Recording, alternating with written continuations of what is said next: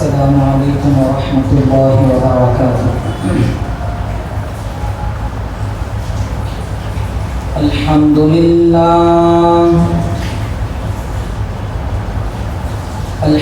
للہ رب العالمین، نحمده ونستعینه ونستغفره ونؤمن به ونتوکل علیہ،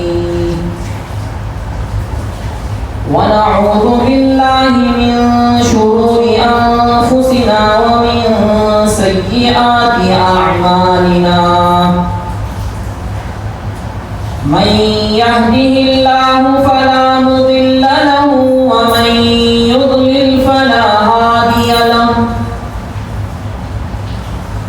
ونشهد أن لا إله إلا الله وحده لا شريك له، ونشهد أن سيدنا وسندنا وحبيبنا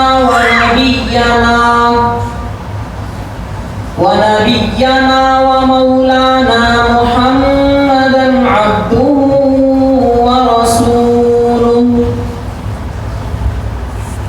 أما بعد فأعوذ بالله من الشيطان الرجيم، بسم الله الرحمن الرحيم،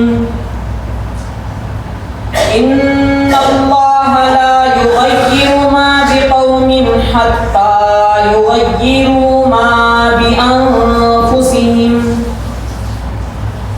وقال تعالى في مقام آخر، قل بفضل الله وبرحمته فبذلك فليفرحوا هو خير مما يجمعون،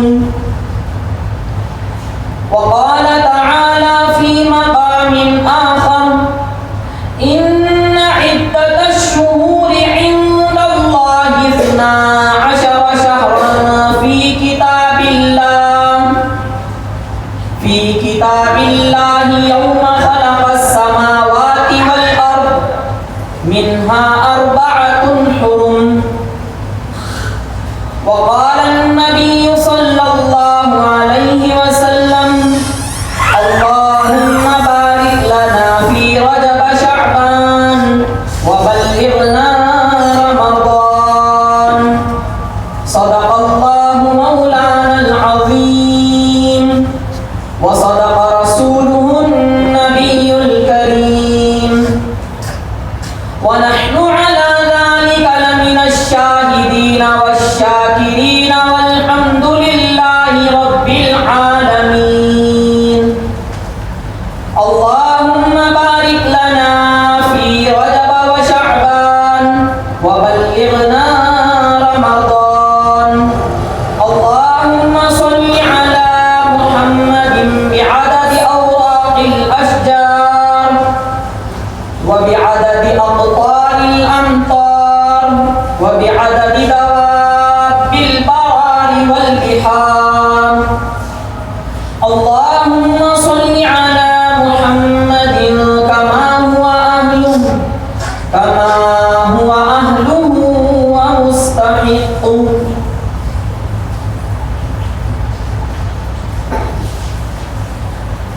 حضرات سامعین کرام، بھائی بزرگوں اور دوستوں،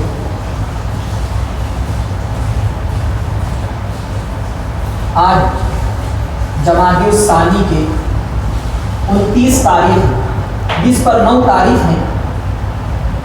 اگر آج انشاءاللہ چاند نظر آ جائے تو کل رجب کی 1 تاریخ، اگر چاند آج نظر نہ آئے تو کل چاند تو نظر آئے گا ہی، تو اتوار کے دن رجب کی 1 تاریخ ہوگی۔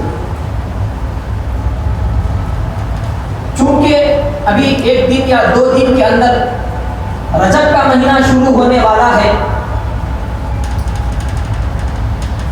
اور اس مہینے کے متعلق اللہ کے رسول صلی اللہ علیہ وسلم اس مہینے میں بے شمار فضائل آپ علیہ السلام نے ذکر فرمائے ہیں۔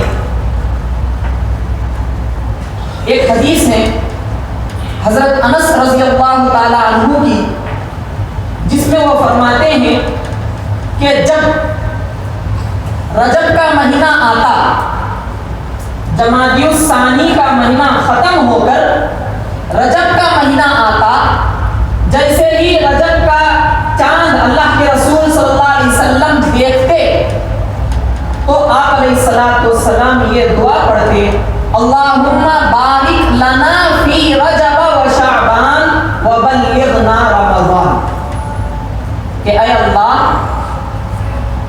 رجب کے مہینے میں اور شعبان کے مہینے میں، ان دونوں مہینوں میں ہمارے لیے برکت عطا فرما، مال میں بھی، جان میں بھی، عمر میں بھی، صحت میں بھی، ہر ایک میں اے اللہ ہمیں ان دونوں مہینوں میں برکت عطا فرما، اور ہماری عمر کو اتنی دراز فرما، ہماری عمر میں اتنی برکت عطا فرما، وبلغنا رمضان، تاکہ ہم رمضان المبارک کے مہینے کو پائیں۔ تو جس طریقے سے نماز ہم لوگ پڑھتے ہیں، فرض نماز پڑھتے ہیں، فرض نماز کے ساتھ ہم لوگ سنت نماز بھی پڑھتے ہیں، چونکہ فرض نماز اللہ تعالیٰ کی طرف سے فرض کرتا ہے، اور سنت نماز آپ علیہ الصلوۃ والسلام کی پسندیدہ اور محبوب نماز ہے، آپ کا طریقہ ہے، اس لیے ہم سنت نماز کو سنت طریقے پر پڑھتے ہیں۔ تو جس طریقے سے نماز پڑھنا سنت ہے، فجر کی فرض نماز سے پہلے 2 رکعت سنت، ظہر کی 4 رکعت فرض نماز پڑھنے سے پہلے 4 رکعت سنت، پھر فرض پڑھنے کے بعد 2 رکعت سنت، مغرب کی نماز کے بعد 2 رکعت سنت، جیسے ہم سنت نماز پڑھ کر ہم پڑھتے ہیں سنت سمجھ کر، ایسے ہی رجب کا جب ہم چاند دیکھیں تو دعا پڑھنا بھی سنت، دعائیں مانگنا بھی سنت ہے، دعا پڑھنا بھی سنت ہے۔ آپ علیہ السلام نے جس موقع پر، جس جگہ پر جو دعا ہمیں بتلائی ہے، ہمیں سکھلائی ہے، اس دعا کو پڑھنا بھی عبادت ہے۔ چونکہ رجب کا مہینہ بھی 1-2 دن میں آنے والا ہے، اصل میں میرا موضوع کچھ اور ہے، لیکن اس مہینے کے متعلق کچھ باتیں آپ حضرات کے سامنے عرض کر کے میں میرے اصل مقصد اور میرے عنوان کی طرف میں آتا ہوں۔ اس مہینے کی بے شمار فضیلتیں اللہ کے رسول صلی اللہ علیہ وسلم احادیث مبارکہ میں ارشاد فرمائے ہیں۔ ایک فضیلت تو وہی ہے کہ آپ علیہ السلام رجب کا چاند دیکھ کر دعا پڑھتے تھے۔ دوسری فضیلت، امام شافعی علیہ الرحمہ نے اپنی مسند میں اس حدیث کو، اس روایت کو نقل فرمایا ہے، وہ فرماتے ہیں بلغنا انہ کان یقال ان الدعاء یستجاب فی 5 لیال، ہمیں صحابہ سے یہ بات پہنچی ہے، اللہ کے رسول صلی اللہ علیہ وسلم اور وہاں سے صحابہ، پھر صحابہ سے تابعین، تابعین سے تبع تابعین، ہمیں یہ روایت پہنچی ہے، اللہ کے رسول صلی اللہ علیہ وسلم فرماتے ہیں کہ 5 راتیں ایسی ہیں جن میں اللہ تعالیٰ ضرور دعا قبول کرتے ہیں۔ پہلی رات فی لیلۃ الجمعہ، جمعے کی رات، یعنی ابھی جو رات گئی اس رات میں اللہ تعالیٰ کیا ہے، مومن کی دعاؤں کو قبول کرتے ہیں۔ دوسری رات لیلۃ الفطر، تیسری لیلۃ الاضحیٰ، چوتھی اول لیلۃ من رجب، رجب کی پہلی رات، اور اسی طریقے سے شعبان کی 15ویں رات۔ تو یہ 5 راتیں ہیں جن میں اللہ تعالیٰ کیا ہے، بندہ جو بھی دعا کرتا ہے اللہ تعالیٰ اس دعا کو قبول کرتے ہیں، بشرطے کہ وہ بندہ قطع تعلق کی دعا نہ کرے،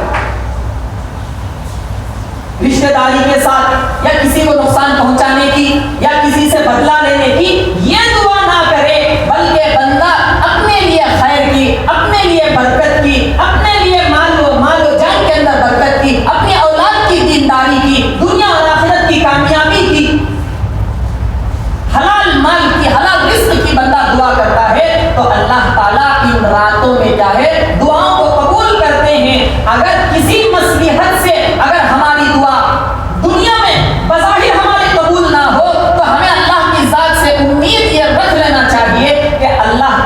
نے اس دعا کو ہمارے لیے آخرت میں ذخیرہ آخرت بنا کر رکھا۔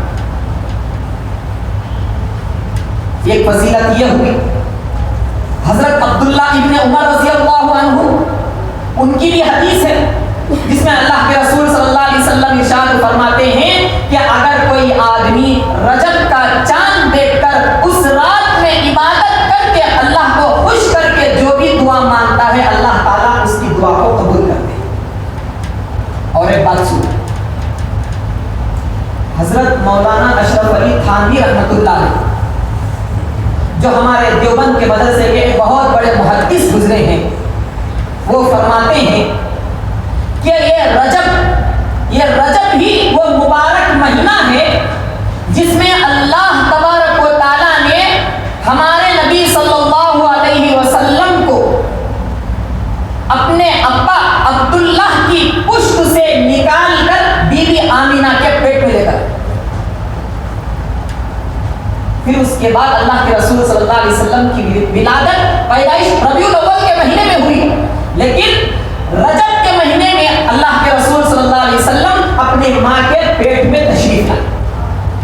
تو بتاؤ میرے بھائی، اللہ تبارک و تعالیٰ جس مہینے کو ماں کے پیٹ میں آنے کا جو مہینہ منتخب فرمایا اللہ کے رسول صلی اللہ علیہ وسلم کا، وہ مہینہ کون سا تھا؟ رجب کا مہینہ۔ پھر اس کے بعد دنیا میں آپ علیہ الصلوۃ والسلام کی تشریف آوری ہوئی ہے ربیع الاول کے مہینے۔ تو اس مہینے کی فضیلت اس ایک روایت اور اس ایک حدیث سے ہی کیا ہے، ہمیں اس مہینے کے فضیلت اور اس کے فضائل کا پتہ چلتا ہے۔ بہرحال اور بھی بہت ساری روایات ہیں، احادیث ہیں جس سے اس مہینے کی کیا ہے فضیلت معلوم ہوتی ہے۔ تو ہمیں بھی ہمارے نبی کا طریقہ اپنانا چاہیے، ہمارے نبی کی سنت اپنانا چاہیے کہ جیسے ہمارے نبی کا عمل تھا، اس مہینے میں کیا ہے ہم خاص طور پر عبادت میں زیادتی کریں، اعمال دعاؤں کا اہتمام کریں، روزوں کا اہتمام کریں، اور قرآن پاک کی تلاوت کا معمول بنائیں۔ روزانہ کم سے کم ایک صفحہ نہیں ہو رہا ہے، روزانہ ایک آدھا صفحہ قرآن پاک پڑھ کر کیا ہے اپنا معمول بنا لیں کہ روزانہ آدھا صفحہ بنا لیں، پھر شاباش ایک صفحہ، 1.5 صفحہ، 2 صفحہ ایسا کر لیں، تو رمضان المبارک میں کیا ہے تلاوت میں آسانی ہوگی۔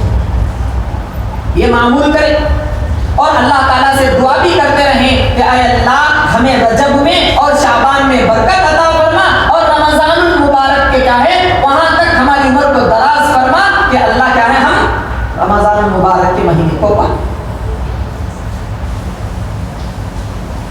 تو میرے بھائیو، آج میری تقریر اور گفتگو کا عنوان، ابھی تمہید کر کہہ رہا ہوں، ابھی تقریر میں نے شروع نہیں کی، آج میری تقریر اور میری گزارشات کا عنوان ہے غربت، فتنہ ارتداد اور اس کا سد باب۔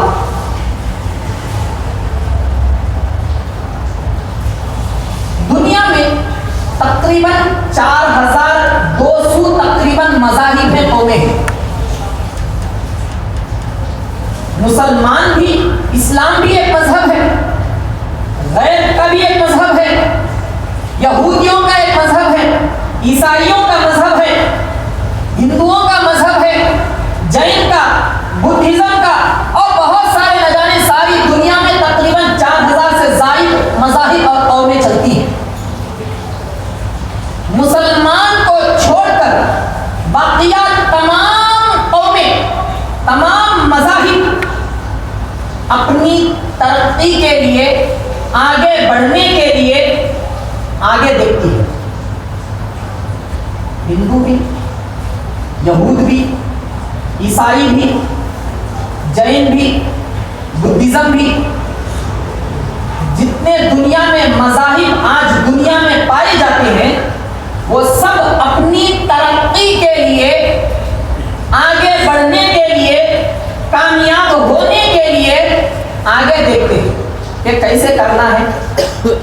اب ہمارے بچپن میں فون نہیں تھا، جب ہم تھوڑا بڑے ہوئے تو اور ترقی کر لیے، بٹنا کا فون آیا۔ اس سے پہلے بٹن کا فون نہیں تھا، لینڈ لائن تھا، وہی سے بات کرنا تھا۔ پھر وائرلیس آیا، بٹنا کا فون آیا، ترقی کر لی۔ پھر اس کے بعد وہ بڑا سا ایک موبائل آیا 66007610، پھر چائنا والا چھوڑ کر کیا ہے وہ نام کا کیا ہے فل پورے مارکیٹ میں عام کر دیا. اس کے بعد 2G آیا، 3G آیا، 4G آیا، 5G آیا. تو ترقی کرتے گئے تو دنیا کے تمام قوم ترقی کرنے کے لیے آگے کا راستہ دیکھتے ہیں، لیکن مسلمان کی قوم ایک ایسی قوم ہے جو اگر ترقی چاہتی ہے تو اس کو اپنا پیچھے کا راستہ دیکھنا پڑتا ہے، پیچھے مڑ کر دیکھنا پڑتا ہے. حضور کی زندگی کو، صحابہ کی زندگی کو، تابعین کی زندگی کو، تبع تابعین کی زندگی کو، ہمارے اکابرین کی زندگی کو ہمیں دیکھنا پڑے گا کہ انہوں نے کتنی کامیاب زندگی گزاری ہے. اگرچہ صحابہ کے زمانے میں یہ لائٹاں نہیں تھے، مائک سسٹم نہیں تھا، دنیا میں کیا ہے رات کا وقت اتنی روشنی نہیں تھی، اتنی ترقی نہیں تھی، فون نہیں تھا، گاڑیاں نہیں تھی، ٹرین نہیں تھی، ہیلی کاپٹر نہیں تھا، پلین نہیں تھا، لیکن پھر بھی ان کی زندگی سورج اور چاند سے زیادہ روشن تھی. کیوں؟ اس لیے کہ ان کے اندر ایمان کی روشنی تھی جو خالص اللہ تعالیٰ کی عطا کردہ ہے.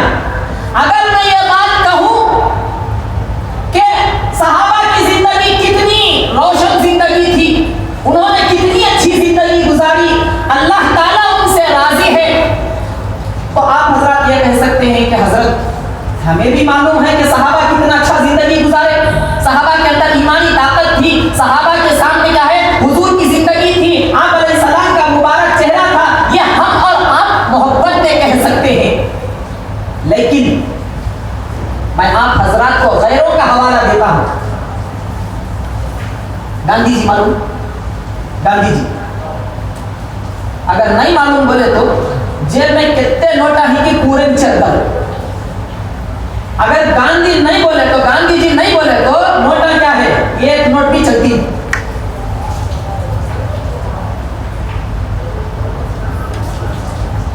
ہمارے اکابرین 1947 سے پہلے جو انگریزوں سے ملک کو آزاد کرایا، آزاد کرانے میں ہمارے مسلمانوں نے اتنا خون بہایا جتنا غیروں نے اپنا پسینہ بھی نہیں بہایا. آج پورے اسکولوں میں، پورے سلیبس میں، پورے نصاب میں یہی کہہ دیا جاتا ہے کہ مسلمان اس ملک کو آزاد کرانے میں حصہ نہیں لیے، یہ غلط. گاندھی جی، نہرو، سبھاش Chandra Bose, doctor B R Ambedkar, ان سب لوگوں کو ہمارے مسلمان علماء نے کیا ہے ان لوگوں کو آگے بڑھایا، تب جا کر مسلمان اپنا خون دیے، شہید ہوئے، تب ہمارا ملک آزاد ہوا. آزاد ہونے کے بعد گاندھی جی کے ساتھ ان کے برابر ہم پلہ ایک نام ہے محمد علی جناح. محمد علی جناح یہ مسلمان تھے اور گاندھی جی کیا ہے ہمارے برادر وطن ہیں. ہم بھی گاندھی جی سے محبت کرتے ہیں، وہ بھی ہمارے برادران وطن ہیں. ہمارا ملک محبت والا ملک ہے، امن و امان کا ملک ہے. ہم اس ملک میں شانتی چاہتے ہیں، تو ہمارے اس ملک میں کیا ہے سب کو رہنے کا برابر حصہ ہے. اس لیے کہ اس ملک کی آزادی کے لیے مسلمان بھی اپنا خون بہائے. تو گاندھی جی ہندوستان کے پہلے پرائم منسٹر. دیش آزاد ہوا تو سب لوگ بیٹھے ہوئے تھے، نہرو جی بھی تھے، ڈاکٹر بی آر امبیڈکر بھی تھے، ہمارے مسلمان علماء بھی تھے، مسلمان عوام بھی تھے، سب لوگ تھے. گاندھی جی نے جب تقریر کیے، آج بھی کتابوں کے اندر لندن کی جو کتابیں موجود ہیں، آج ہندوستان کے کتابوں سے ان اسباق کو، ان نصاب کو کیا ہے حذف کر دیا گیا. مسلمان اس سے ناواقف ہیں. لندن میں ایک بہت بڑی یونیورسٹی ہے، وہاں پر یہ جملہ لکھا ہوا ہے کتابوں میں، تاریخ کی کتابوں میں لکھا ہے کہ جس قوم کو، جس مذہب کو ختم کرنا ہے، جس مذہب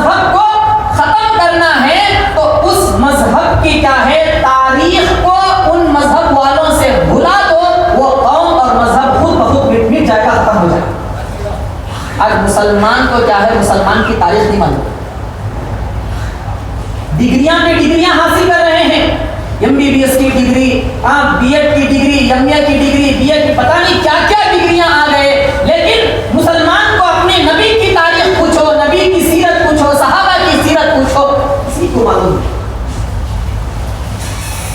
تو جس مذہب کو ختم کرنا ہے اس مذہب کی پچھلی تاریخ کو بھلا دو، ختم کر دو، وہ مذہب خود بخود ختم ہو جائے گا، مٹ جائے گا. تو میں یہ کہہ رہا تھا، جب گاندھی جی پارلیمنٹ میں تقریر کر رہے تھے ہندوستان آزاد ہونے کے بعد،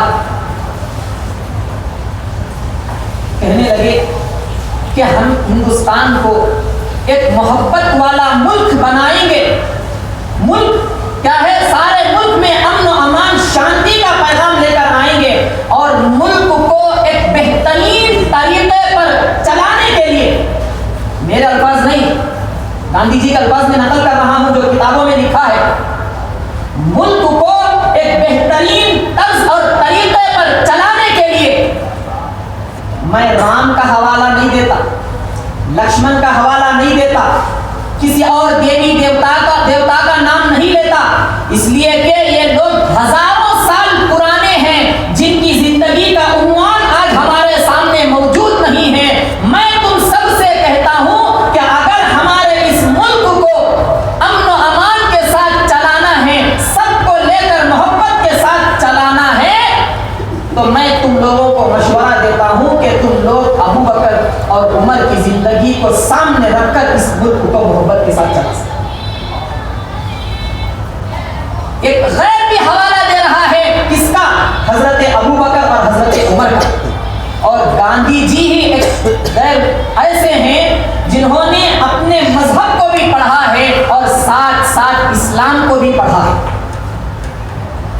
قرآن مجید کی تفسیر کو دیکھا ہے، احادیث کو پڑھا ہے، صحابہ حضور کی سیرت کو پڑھا ہے، صحابہ کی سیرت کو پڑھ کر.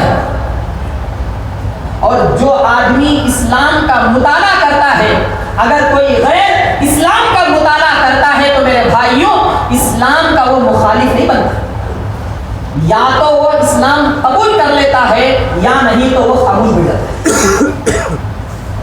اس لیے کہ مسلمان کبھی بھی دہشت گردی نہیں سکھاتے، لڑنا نہیں سکھاتے، تکلیف دینا نہیں سکھاتے. کیوں؟ ہمارے نبی کی تعلیم کیا ہے، اخلاق کو پھیلاؤ، اور یہ دین پھیلا ہے اخلاق کی بدولت، یہ دین پھیلا ہے صحیح معاشرت کی بدولت، یہ دین پھیلا ہے سب کے ساتھ نرمی، سب کے حقوق پیش کر کے یہ دین پھیلا ہے. آج غیروں نے یہ پروپیگنڈا اڑا دیا کہ اسلام جو ہے وہ تلوار کے زور پر چلتا ہے.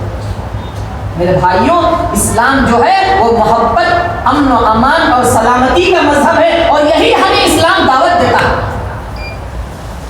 آج غیر یہ بہت واویلا کرتے ہیں، اور سب سے پہلے مسلمانوں کے کیا ہے اصل دولت جو ہے اس دولت پر آج بھڑک رہے ہیں. سب سے بڑی، سب سے اہم ہماری دولت جو ہے وہ ہمارا ایمان ہے. سب سے بڑی دولت یہ اللہ تعالیٰ نے جو ہمیں ایمان عطا کیا ہے، میرے بھائیوں یہ بہت بڑی دولت ہے. تو میں یہ کہہ رہا تھا کہ مسلمان ترقی کرنے کے لیے، کامیاب ہونے کے لیے غیروں کے طریقے کو چھوڑ کر جو ہمارے اکابرین نے جو سنہری زندگی، روشن زندگی جو پیچھے گزاری ہے، اگر ہم مڑ کر دیکھیں گے ہمارے اکابرین کی تاریخ کو تو ہمیں پتہ چلے گا میرے بھائیوں کہ ہمیں کیا کرنا ہے، کیسے ہمیں ترقی کرنا ہے. آج علماء جلسوں میں، اجتماع میں، جمعہ میں، بیانات میں، آج علماء یہی عوام کو سمجھا رہے ہیں، امت مسلمہ کو سمجھا رہے ہیں کہ باطل طاقتیں مسلمانوں کے ایمان کو اچکنے کی اور ان سے چھیننے کی کوشش کر رہے ہیں، اور علماء اس کو سمجھ رہے ہیں. معلوم ہو رہا ہے کہ باطل طاقتیں کیا ہیں، مسلمانوں کے ایمان کو ختم کر رہے ہیں. میرے بھائیوں آج علماء جتنا امت کی فکر میں لگے ہیں، حضرت مولانا سجاد نعمانی صاحب دامت برکاتہ ابھی چند دن پہلے بنگلور تشریف لائے تھے. حضرت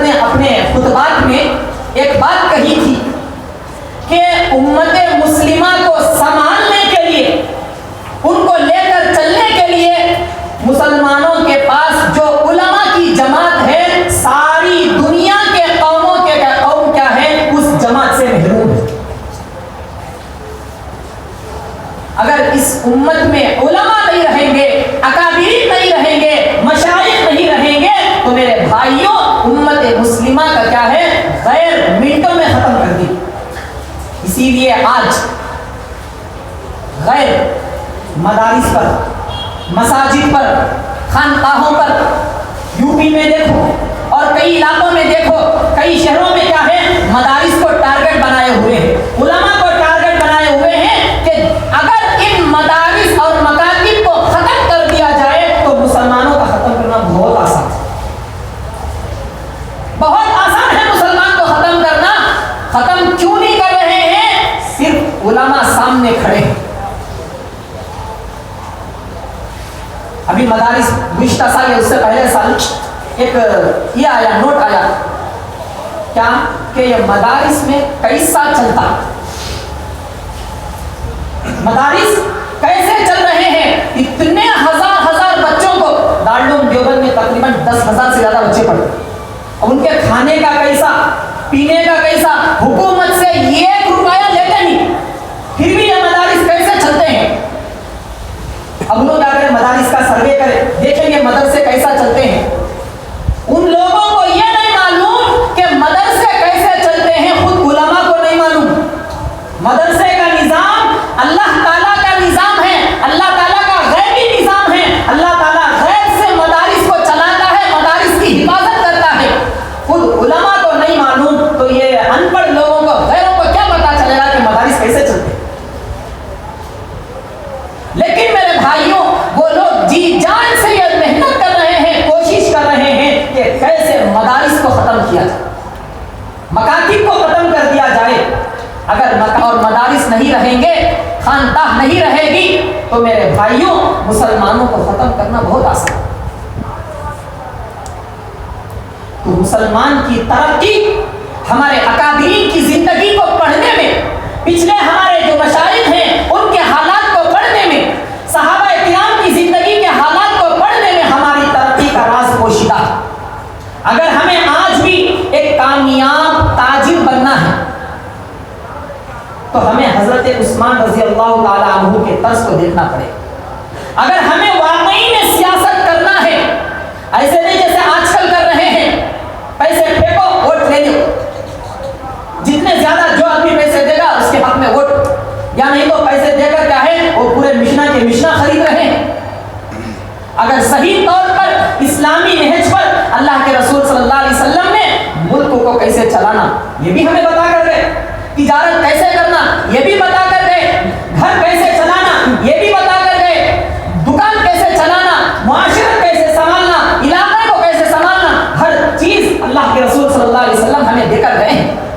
جب ہم نے اس کامیابی کے راستے کو چھوڑ کر ہم نے غیروں کے طریقے کو اپنا لیا تو غیر ہمارے اوپر مسلط ہو گئے۔ اس لیے میرے بھائیوں آج باطل طاقتیں کیا ہیں، ہمارے ایمان کو اچکنے کی، ہمارے ایمان کو لینے کی کوشش کر رہے ہیں، اور یہ ایمان میرے بھائیوں اللہ تعالیٰ کی طرف سے بہت بڑی دولت ہے۔ دنیا کا بڑے سے بڑا مالدار بھی اس کیا ہے ایمان والے کی دولت کے سامنے کیا ہے ہیچ، کچھ نہیں ہے۔ ابو جہل طاقت بھی تھی، گورا بھی تھا، مالدار بھی تھا، امیر بھی تھا، سردار بھی تھا، لیکن ایمان کی دولت نہیں تھی، جس کی وجہ سے کیا ہے اللہ تعالیٰ نے اس کو ختم کر دیا۔ ابو لہب امیر تھا، سردار تھا، لیکن ایمان کی دولت نہیں تھی، بہت بڑا مالدار تھا، لیکن حضرت بلال حبشی رضی اللہ عنہ کالے ہیں، دبلے ہیں، 1 روپیہ بھی جیب میں نہیں ہے، غلام ہیں، لیکن جب اللہ نے ان کو ایمان کی دولت سے نوازا، تاریخ کی کتابوں میں لکھا ہے اللہ کے رسول صلی اللہ علیہ وسلم کے زمانے میں حضرت بلال رضی اللہ تعالیٰ عنہ مسجد نبوی میں اذان دیتے تھے۔ جب آپ علیہ السلام کا انتقال ہو گیا تو حضرت بلال رضی اللہ عنہ نے کہہ دیا کہ اب اللہ کے رسول صلی اللہ علیہ وسلم اب نہیں ہیں، جس ذات کے لیے میں اذان دیتا تھا اب وہ ذات نہیں رہی، لہٰذا میں کیسے اذان دے سکتا ہوں، یہ کہہ کر مدینہ چھوڑ کر چلے۔ 6 مہینے کے بعد خواب میں اللہ کے رسول صلی اللہ علیہ وسلم کی زیارت ہوئی۔ اللہ کے رسول صلی اللہ علیہ وسلم نے فرمایا اے بلال کیا بات ہے، کیا تم مجھ سے ناراض ہو گئے کہ تم میرے شہر کو آتے ہی نہیں؟ حضرت بلال رضی اللہ عنہ فوراً جب نیند سے بیدار ہوئے تو پہلے ہی فرصت میں فوراً مدینے کا رخ کیا۔ حضرت ابو بکر صدیق رضی اللہ عنہ بہت بڑے مالدار صحابی، حضرت ابو عبیدہ ابن الجراح عرب پتی صحابی، حضرت عثمان رضی اللہ تعالیٰ عنہ کتنے بڑے دولت مند صحابی، حضرت خدیجہ رضی اللہ عنہا کتنے بڑے دولت مند صحابیہ۔ میرے بھائیوں، مال رکھنا، دولت رکھنا، بلڈنگیں رکھنا، اس سے کوئی خرابی نہیں ہے، صحابہ میں بھی مالدار ہوئے ہیں، لیکن ایمان ایک بہت بڑی دولت ہے۔ میں آپ حضرات کو یہ بتانا چاہتا ہوں، اگر ہمارے پاس ایمان ہے، ایمان کی دولت ہے، تو بقیہ تمام دولتیں جو ہیں اس کے نیچے، لیکن اگر ایمان کی دولت ہمارے پاس نہیں ہے تو دنیا کے سب سے بڑا اگر وہ ارب پتی ہے تب بھی کیا ہے وہ کنگال ہے۔ اور یہ ہمیں ایمان کی قدر کب معلوم ہوگی؟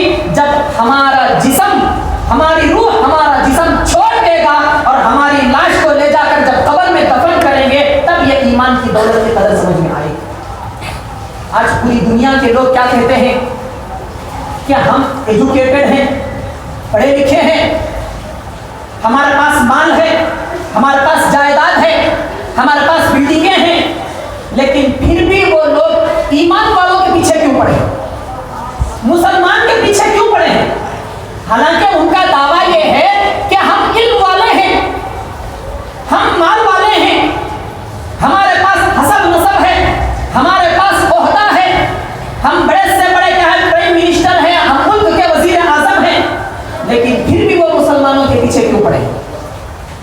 اس لیے کہ مسلمانوں کے پاس جو دولت ہے میرے بھائیوں، وہ اس دولت کے دشمن ہیں، اور یہ دولت کسی کے مانگنے سے، کسی کے چھیننے سے کیا ہے یہ دولت نہیں ملتی۔ جب تک کہ اللہ تعالیٰ کی مرضی نہ ہو اس وقت تک کوئی آدمی کیا ہے ایمان والا نہیں بن سکتا، اور اللہ تعالیٰ نے بن مانگے ہمیں یہ کیا ہے یہ دولت عطا کی۔ تو ایمان ایک بہت بڑی دولت ہے، ان کے علاوہ اگر ہمارے پاس دنیاوی دولت ہے تو کوئی حرج نہیں ہے، لیکن اس دولت کا ہمیں صحیح استعمال کرنا کب آئے گا؟ جب ہمارے پاس ایمان کی دولت ہو۔ اگر ہمارے پاس ایمان کی دولت ہوگی تو کیا ہے بقیہ تمام دولتیں کیا ہے ہمارے ساتھ چلے گی، لیکن ہمارے پاس ایمان کی دولت نہیں ہے۔ اب بولیں گے حضرت ہمیں بھی تو کلمہ پڑھ لیے ہیں، ہمیں بھی ایمان والے ہیں، ہم بھی مسلمان ہیں، لیکن میرے بھائیوں اس سے پہلے کئی جمعہ پہلے میں نے آپ حضرات کے سامنے عرض کیا تھا کہ ہم نے صرف زبانی اقرار کیا ہے، عملی اعتبار سے ہم ایمان والے نہیں، ہم اب بھی کامل مومن نہیں ہیں، کامل مسلمان اب بھی ہم لوگ نہیں ہوئے۔ اگر کامل مومن ہوتے تو ہمارے چہرے پر داڑھی آ جاتی، ہمارا پیجامہ ٹخنے سے اوپر ہو جاتا، ہمارے گھروں کے اندر سنت زندہ ہوتی، ہماری مسجدیں آباد ہوتی۔ یہ کیا ہے؟ کامل مومن ہونے کی علامت ہے۔ صحابہ کے بارے میں کیا آتا ہے؟ ہم لوگ پڑھتے ہیں فضائل اعمال میں، دیگر احادیث کی کتابوں میں، جیسے ہی اذان ہوتی تھی صحابہ کرام شٹر ڈال دیتے تھے۔ آج بتاؤ کون ڈالتا ہے؟ اذان ہوتے ہی دکان بند کرا تو فوراً جاتی ہے نماز کو۔ کیوں؟ اس لیے کہ ہمارا ایمان پختہ نہیں، ہمارا ایمان مضبوط نہیں۔ تو بہرحال میں یہ عرض کر رہا تھا کہ مسلمان ترقی اگر کرنا ہے تو میرے بھائیوں ہمیں پیچھے کا راستہ دیکھنا پڑے گا، اور یہی علماء آج امت کو سمجھا رہے ہیں، لیکن جو نئے ایجوکیٹڈ جو اپنے آپ کو پڑھا لکھا طبقہ کہتا ہے وہ کہتے ہیں کہ یہ مسجد میں پڑھانے والے، مدرسے میں پڑھانے والے مولوی صاحب کو کیا معلوم ترقی کر۔ میرے بھائیوں بے شک تم لوگ ترقی کریں گے، فون بنا ڈالے، ہوا میں اڑنے کے لیے پلین بنا ڈالے، زمین پر چلنے کے لیے ٹرین بنا ڈالے، لیکن یہ کہاں تک؟ موت تک۔ موت کے بعد کی زندگی کے لیے جو کامیابی ہے، اصل کامیابی ہے۔ کیوں؟ اس لیے کہ حضور کے زمانے میں پلین نہیں تھی، پھر بھی حضور کامیاب ہے، صحابہ کامیاب ہے نا، تابعین کامیاب ہیں، ان کے زمانے میں فون بھی بھی نہیں تھا، روشنی بھی نہیں تھی، کچھ بھی نہیں تھا، لیکن پھر بھی آج بھی ان کی زندگی کتنی روشن ہے۔ ان سب چیزوں کے بغیر ہماری بھی زندگی چل سکتی ہے، لیکن ایمان کے بغیر زندگی نہیں چلے گی۔ ایمان یہ میرے بھائیوں اللہ تعالیٰ کی طرف سے بہت بڑی نعمت ہے۔ اللہ تبارک و تعالیٰ نے خود نبی سے فرما دیا، اللہ کے رسول صلی اللہ علیہ وسلم سے کہا، اے نبی جس کو آپ چاہیں ہدایت دے سکتے، انک لا تہدی من احببت، آپ جس کو چاہیں ہدایت نہیں دے سکتے، ہدایت میرے ہاتھ میں۔ میں اگر چاہتا ابو جہل کو بھی ایمان والا بناتا، ابو لہب کو بھی ایمان والا بناتا، لیکن میرے مرضی نہیں ہے، مجھے پسند نہیں ہے، لہٰذا میں اس مالدار کو، اس امیر کو، اس سردار کو کیا ہے میں ایمان والا نہیں بناتا، میں بلال حبشی کو ایمان والا بناتا ہوں، خباب بن الارت کو ایمان والا بناتا ہوں، حضرت سمیہ رضی اللہ عنہ کو ایمان والا بناتا ہوں، دیگر صحابہ جس کو میری مرضی ہے، جس کو میں پسند کرتا ہوں، اس کو ایمان کی دولت دیتا ہوں۔ تو میں یہ کہہ رہا تھا، حضرت ابو بکر رضی اللہ تعالیٰ عنہ جب حضرت بلال رضی اللہ عنہ مدینے کو تشریف لائے، آ رہے ہیں راستے میں، حضرت ابو بکر رضی اللہ عنہ بیٹھے ہوئے تھے، جیسے ہی دیکھا کہ حضرت بلال آ رہے ہیں، کھڑے ہو گئے، تعظیم کے لیے کھڑے ہو گئے۔ ایک زمانہ وہ تھا حضرت بلال رضی اللہ عنہ کو زمین پر لٹا دیا جاتا تھا، کوڑے مارے جاتے تھے، کیوں؟ ایمان کی خاطر، انہوں نے ایمان لے کر آئے اس لیے ان کو مارتے تھے، غلام تھے، حضرت ابو بکر رضی اللہ عنہ خرید کر ان کو آزاد کر دیا۔ بعد میں اللہ کے رسول صلی اللہ علیہ وسلم نے ان کو فضیلت دی، ان کے فضیلت بیان کیے، وہ زمین پر چل رہے ہیں، جنت میں چلنے کی ان کی آواز آ رہی ہے۔ حضرت ابو بکر رضی اللہ عنہ سے کسی نے کہا، اے امیر المؤمنین، آپ مسلمانوں کے بڑے ہیں، مسلمانوں کے خلیفہ ہیں، حضرت بلال ایک مؤذن ہیں، وہ آ رہے ہیں، آپ ان کی تعظیم کے لیے کھڑے ہو گئے، اور فرمایا بلال یا سیدی، یعنی بلال اے ہمارے سردار۔ لوگوں نے کہا، اے امیر المؤمنین، آپ حضرت بلال رضی اللہ عنہ کو اتنی عزت دے رہے ہیں؟ تو حضرت ابو بکر رضی اللہ عنہ نے کہا، میں اس آدمی کو عزت کیوں نہ دوں جو مسجد نبوی کا مؤذن ہے، جس کو اللہ کے رسول صلی اللہ علیہ وسلم نے عزت دی، اپنی مسجد کا مؤذن بنایا، اللہ تبارک و تعالیٰ اس آدمی سے راضی۔ سارے دنیا کے آج دنیا میں جتنے بھی مؤذنین ہیں، سب مؤذنوں کے سردار حضرت بلال رضی اللہ عنہ، اتنی بڑی فضیلت دی۔ اگر ہمیں بھی یہ فضیلت حاصل کرنا ہے تو حضرت بلال کے نقش قدم پر چلنا، اگر ہمیں بھی ترقی ملنا ہے حضرت ابو بکر رضی اللہ عنہ کے نقش قدم پر چلنا، ہمیں بھی ترقی ملنا ہے حضرت عمر کے نقش قدم پر چلنا۔ تو ایمان ایک بہت بڑی دولت ہے، اس دولت کے سامنے میرے بھائیوں بہت سارے دیگر صحابہ بھی مالدار تھے، لیکن ان کے ساتھ ساتھ ان کے پاس ایمان کی دولت تھی۔ حضرت عثمان رضی اللہ عنہ بہت بڑے مالدار صحابی، ایک جگہ میں پرسوں ایک جملہ پڑھ رہا تھا، ایک جگہ ایک کتاب میں لکھے ہیں، ایک حدیث ہے اللہ کے رسول صلی اللہ علیہ وسلم کی، جس میں ایک ہی مجلس میں آپ علیہ السلام نے 10 صحابہ کو جنت کی بشارت دی، ان کو کہتے ہیں عشرۂ مبشرہ، جن کو ایک ہی مجلس میں آپ علیہ السلام نے جنت کی خوشخبری دی کہ ابو بکر فی الجنہ، عمر فی الجنہ، عثمان فی الجنہ، علی فی الجنہ، ابو عبیدہ ابن الجراح فی الجنہ۔ ایسا 10 صحابہ کا آپ نے نام لیا اور فرمایا اللہ تعالیٰ نے دنیا ہی میں تمہیں جنت کی بشارت دی اور مرنے کے بعد فوراً تمہیں جنت۔ ان 10 صحابہ میں سے 6 صحابہ اربپتی تھے۔ حضرت عثمان رضی اللہ عنہ کا باغ آج بھی مدینہ طیبہ میں ویسا ہی ہے جیسے حضور کے زمانے میں تھا۔ اور ایک بات بولوں، آپ علیہ السلام کبھی کبھی حضرت عثمان رضی اللہ عنہ کے اس باغ میں جاتے اور جس درخت سے کھجور کھائے تھے اس درخت میں اس زمانے میں جتنے کھجور نکلتے تھے آج بھی اس درخت سے اتنے ہی کھجور نکلتے۔ یہ حضرت عثمان رضی اللہ تعالیٰ عنہ کے مالدار صحابی ہیں، پھر بھی ایمان والے ہیں، فرشتے ان کی حیا پر شرما رہے ہیں۔ کیا وہ مالدار نہیں تھے؟ مالدار تھے، لیکن ان کا ایمان ان پر غالب تھا، مال بعد میں تھا۔ حضرت خدیجہ رضی اللہ عنہا جن کے مال خرچ کرنے پر اللہ تعالیٰ بھی کیا ہے رشک کرتے ہیں، فخر کرتے ہیں، فرشتے فخر کرتے ہیں کہ کیسے انہوں نے سارا مال کیا ہے اللہ کے رسول صلی اللہ علیہ وسلم کی راہ میں خرچ کر دیا۔ لیکن پھر بھی ان کے اندر ایمان کیسا تھا؟ اے نبی یا محمد، آپ کو ڈرنے کی ضرورت نہیں ہے، آپ کیا ہے بیواؤں کو، محتاجوں کو، یتیموں کو، مسکینوں کی مدد کرتے ہیں، اللہ تعالیٰ آپ کو اسے ضائع نہیں کرے گا، آپ اطمینان رکھیے۔ سب سے پہلے جس خاتون نے آپ علیہ السلام پر ایمان لایا وہ حضرت خدیجہ رضی اللہ عنہا تھی۔ تو اللہ تعالیٰ نے میرے بھائیوں ہمیں بھی کیا ہے ایمان کی دولت سے نوازا ہے، اللہ تعالیٰ نے مال بھی دیا ہے، نوجوان بھی ہمیں بنایا ہے۔ تو نوجوان جس کے پاس مال ہے، اللہ نے جس کو مال دیا، طاقت دی، جان دیا، وہ کیا ہے اللہ کے راستے میں خرچ کرے، جیسے ہمارے صحابہ نے خرچ کیا، تابعین نے خرچ کیا، دیگر ہمارے اکابرین نے خرچ کیا۔ میرے بھائیوں ایسے ہی ہمارے نوجوان طبقے کو اور ہمارے مالدار طبقے کو چاہیے کہ وہ غریبوں کی مدد کرے۔ اللہ نے ہمیں مال دیا ہے تو اس مال کو کیا ہے کام میں لگائیں۔ جوان ہیں، نوجوان کے پاس پیسے نہیں ہیں، میرے بھائیوں نوجوان کما کر کیا ہے غریبوں کی مدد کریں۔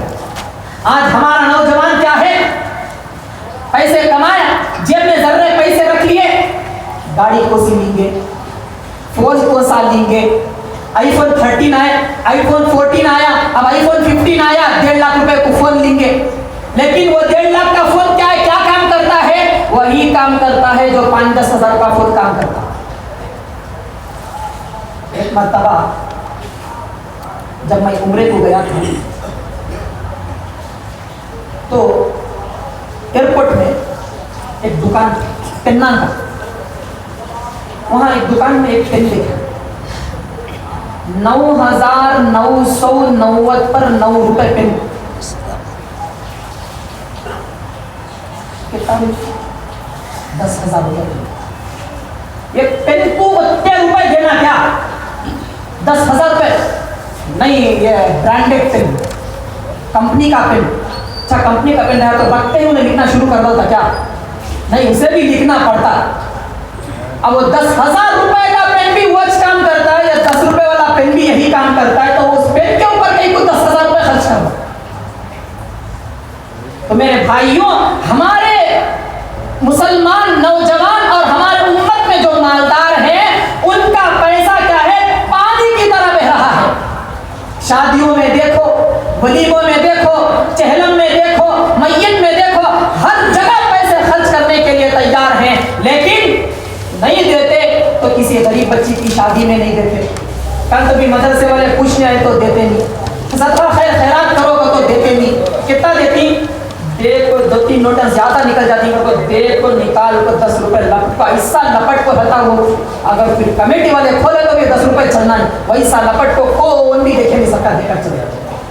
وہی اگر فون خریدنا ہے، اوپو خریدیں گے کہ ویوو خریدیں گے کہ نہیں سیمسنگ S22 الٹرا خریدیں گے کہ 1 لاکھ کا فون بنا جھجک کے کیا ہے خرید لے آتا ہے، خود خرید لے آتا ہے، جورو کو بھی ویسا فون دلاتا ہے۔ کیوں؟ انہیں مانتی نہیں کیا جی تمہیں اتنا بھاری فون لیا نا، مجھے کیا جی 5-10 ہزار کا دلا رہی۔ میرے بھائیوں دلاؤ، تمہاری بیویوں کو دلا رہے ہیں، دلاؤ، لیکن امت کا حال کیا ہے آج ہمارا نوجوان نہیں دیتا۔